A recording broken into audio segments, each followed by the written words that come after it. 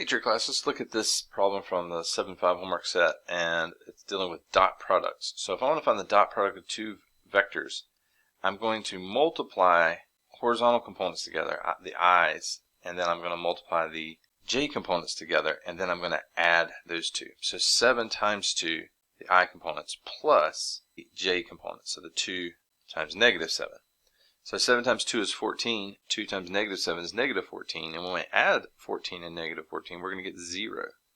So that is our dot product. And when you get a dot product of 0, that means that you have a 90-degree angle between the vectors, and the reason I know that is the angle between the vectors is the inverse cosine of the dot product divided by the magnitude of each vector. Well, the dot product is 0, so it doesn't matter what the magnitudes are. The magnitude of v can be what it is, the magnitude of w to be what it is, but because 0 is in the top, this is the inverse cosine of 0. And that is asking us in quadrants 1 and 2, remember that's where inverse cosine is defined, what angle makes cosine 0? Remember, cosine is defined on the unit circle. Where is the x coordinate 0? It's when we're on the y-axis, and that's at 90 degrees. Alright, so if the angle between the two vectors is 90, that means the vectors are orthogonal.